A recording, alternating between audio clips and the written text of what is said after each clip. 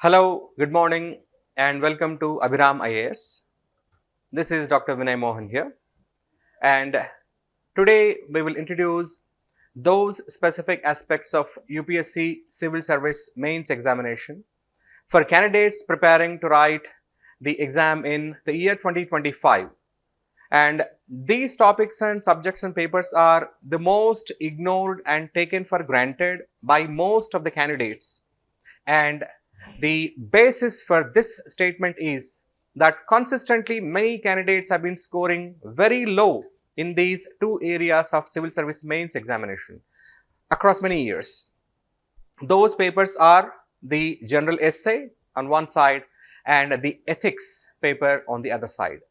And these two are taken for granted by many candidates.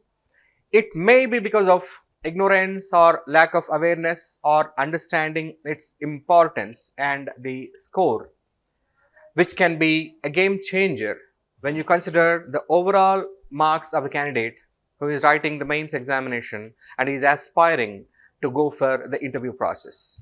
So here at Abhiram IAS, we are focusing on these two areas of civil service mains examination, which play a very crucial role in the overall performance of a candidate in the mains examination.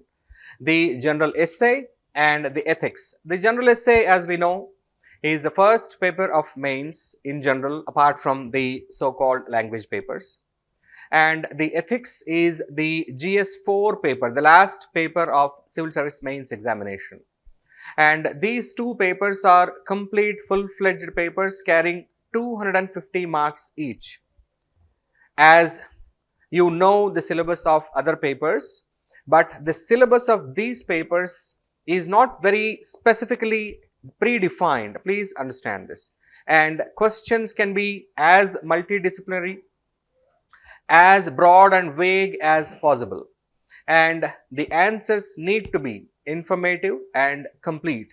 And many candidates lack a direction in these papers. And then we are here at Abhiram IAS to provide candidates concerned with the required direction. And please stay tuned for the next few minutes so that this video would be, in general, very informative for all the candidates who are aspiring to write civil service mains examination in 2025. So when you look at the general essay paper, please understand this general essay paper. Observe that there is no specific predefined syllabus. Hence, the boundaries are not very clearly visible.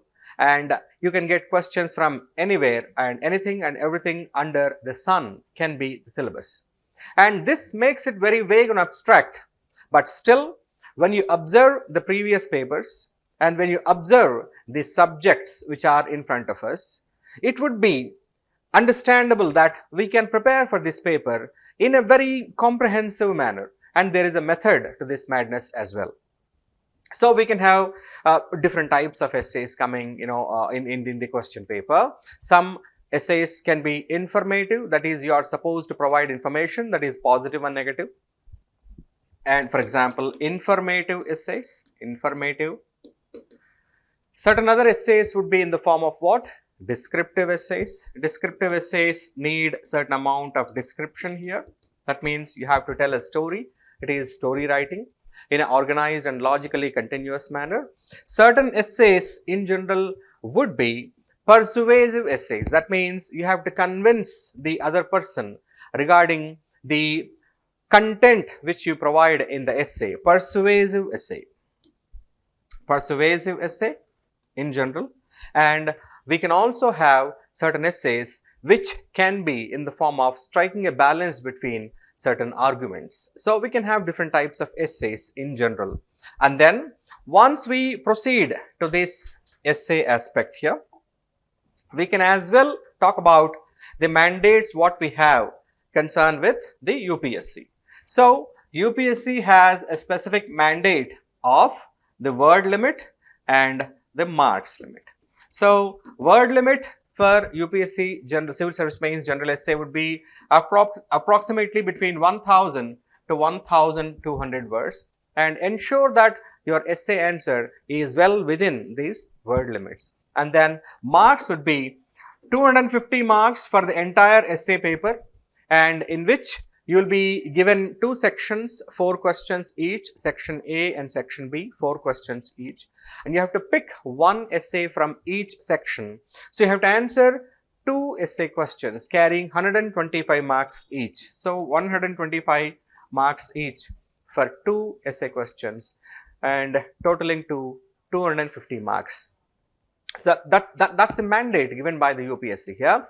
So you have mark limit and you also have word limit. And how do we proceed with this general essay? Please observe that many candidates have been taking these papers very granted. So hence we have to have a specific procedure to learn and answer these questions. So here please observe, the answer to a general essay question must carry a well-defined introduction. A well-structured answer carries a decent number of marks. Please observe this, that there should be a certain amount of content in the introduction here. And second, you can have the body of the answer, and which can, take your idea in a structured manner into the main, or you can say that the center of the answer here. And then you can have the conclusion. So conclusion part can include something like the way forward. So these are the general components we can divide the general essay into. So 3 parts here, and the body of the answer must contain multiple dimensions here. Please remember that general essay paper is considered as a very multi-dimensional, multi-perspective oriented and very elaborate part of your civil service mains examination. The most multi-dimensional and interdisciplinary paper of all. So here dimensions would include, you can have economic dimensions, political dimensions, geographical dimension, scientific dimension, historical dimension, contemporary, environmental. You can have many of those dimensions concerned with the given topic or keyword of the question here. So you can write paragraph wise in the essay answer. So please understand that introduction also must contain relevance. So here most of the candidates must remember that the contemporary relevance of the keyword of the question plays a very important role in how well you understand the question and how you articulate.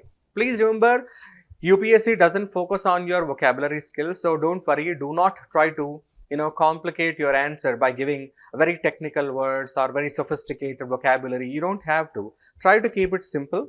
Use simple English but grammatically correct, and use contemporary examples in the form of providing relevance to the topic, and then provide realistic, real-time, recent examples in your answers. Please understand this. Yes, and various dimensions, that is historical, scientific, now you can say that philosophical, religious, geographical, political, economics. You can provide all those dimensions to it in general in the body of the answer, and then you can also have a very balanced but progressive conclusion and way forward.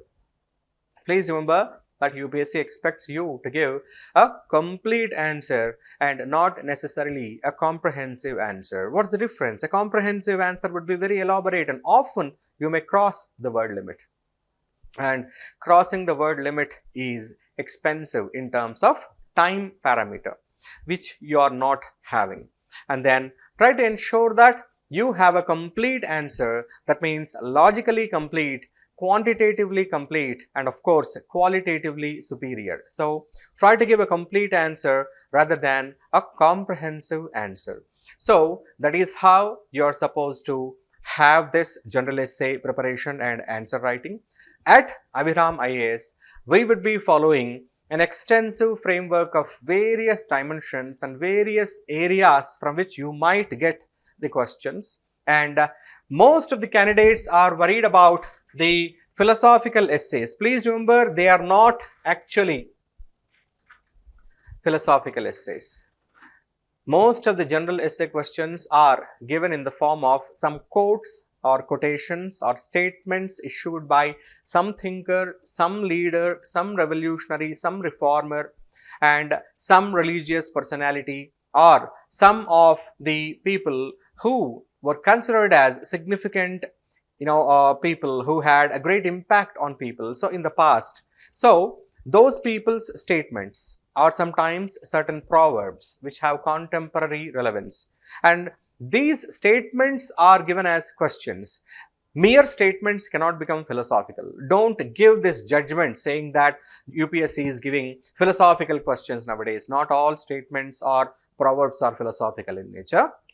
So we can have questions coming from multiple areas because of the multidisciplinary and multidimensional nature of this subject or paper. You might consider that they are philosophical in nature. Not all are philosophical. Some are scientific, some are political, some are economic, some are related to contemporary issues, some are related to environmental issues, some are related to social issues or cultural issues or religious issues.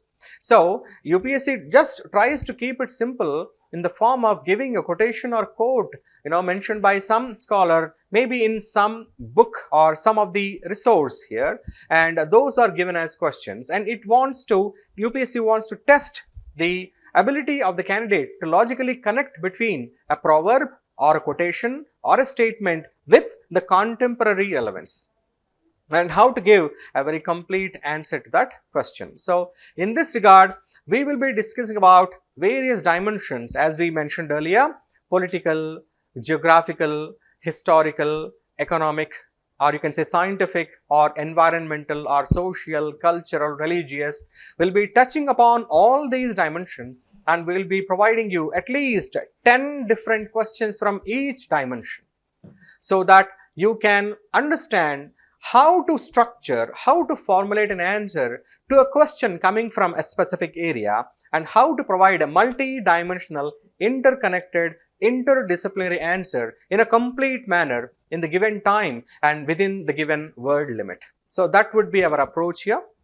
And make sure that you follow our classes to prepare well for this general essay answer writing practices. Please remember, the classes would be followed by a very regular, consistent mentorship along with the mock tests. Please remember that the only method in civil service exam preparation, the only method to become better is constant, consistent, regular practice of mock tests. So answer writing to various model questions, including previous year questions, and thorough evaluation of those answers, and a regular continuous mentorship would play a very important role in improvising yourself concerned with this paper. And at Abhiram IAS, we will be providing you, along with regular classes, the answer writing sessions, evaluation, and mentorship. All these things would happen simultaneously so that you can get improvised in your general essay answer writing, in a very comprehensive manner. So that is all about the general essay classes and practice of answers and mentorship at Abhiram IAS. Hope this session was useful to you, and keep following Abhiram IAS for more such classes and information. Thank you.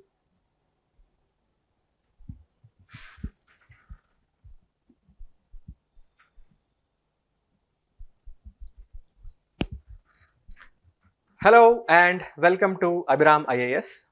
Myself, Dr. Vinay Mohan, and we will be talking about another paper in civil service mains examination, which is largely taken for granted by most of the candidates and are scoring very less in this paper as well. And this is the GS4 paper, that is ethics.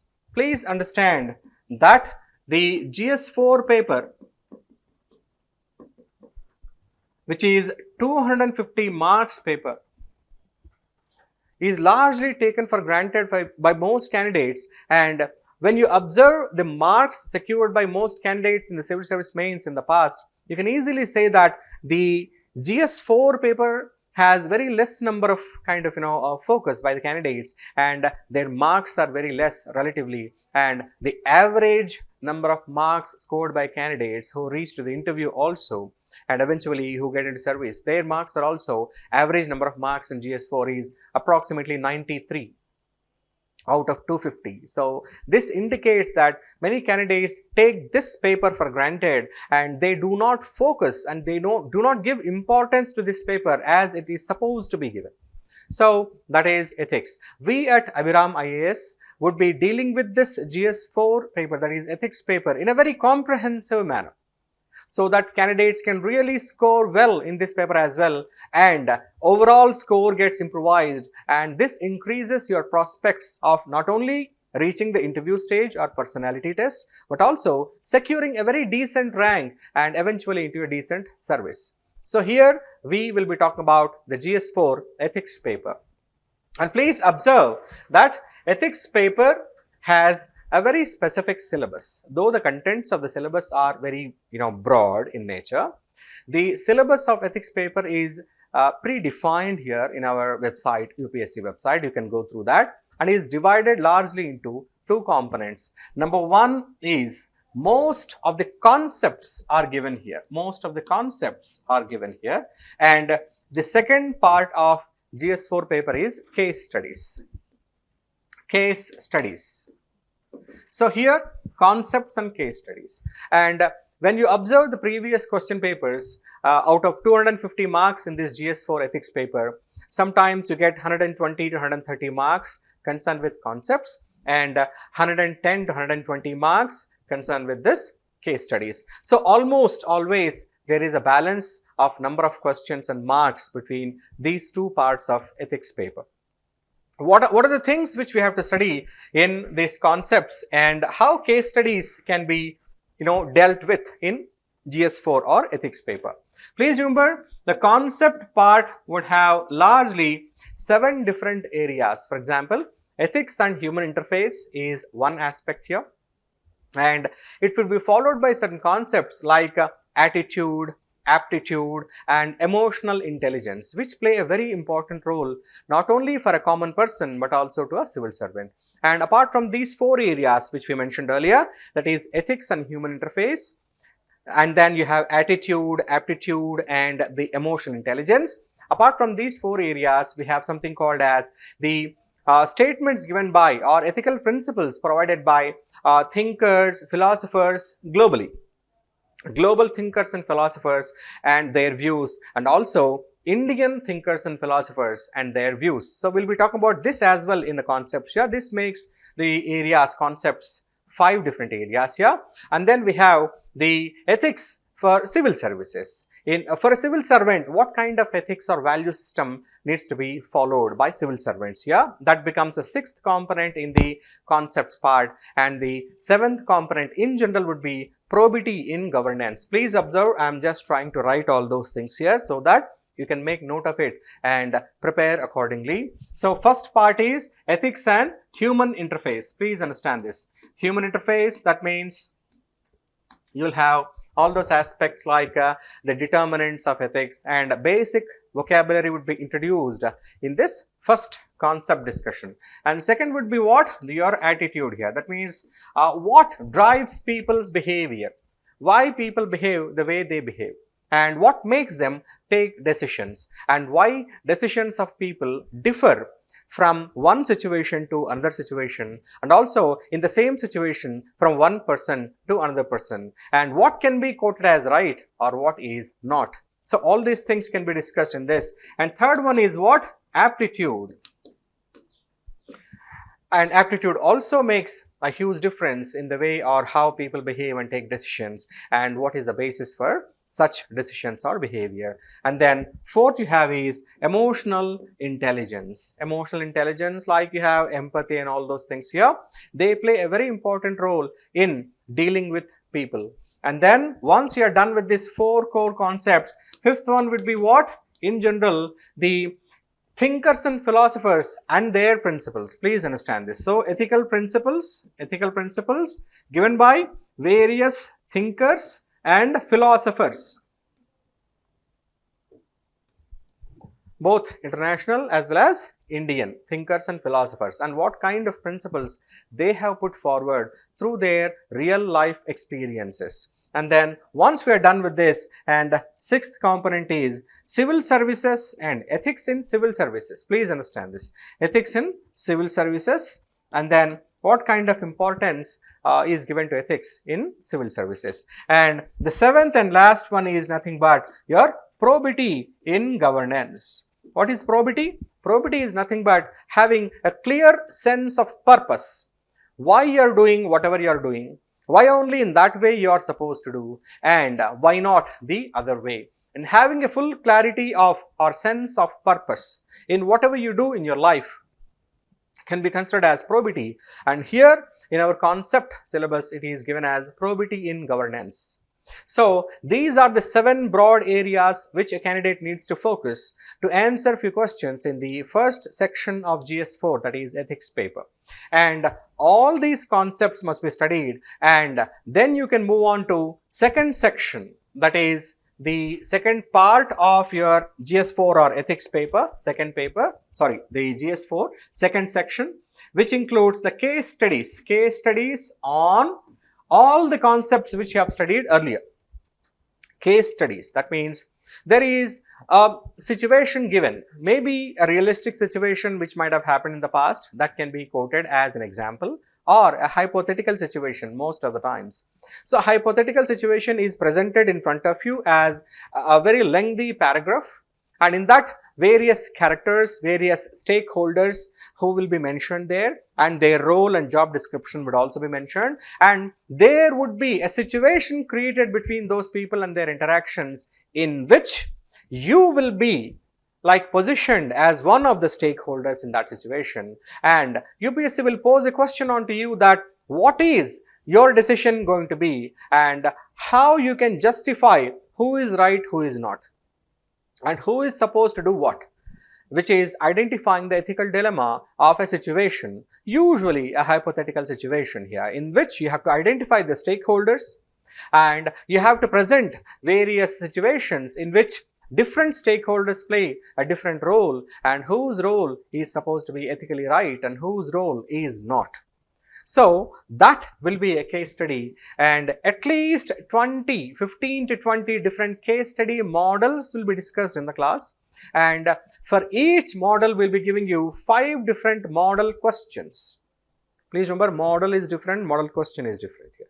So 15 to 20 case study models will be discussed in the class, and for each model we'll be giving you 5 different model questions so that you can practice, and your answers will be monitored by mentors and evaluated, and a constructive feedback is given to you so that you can improvise on your subsequent answer writing sessions.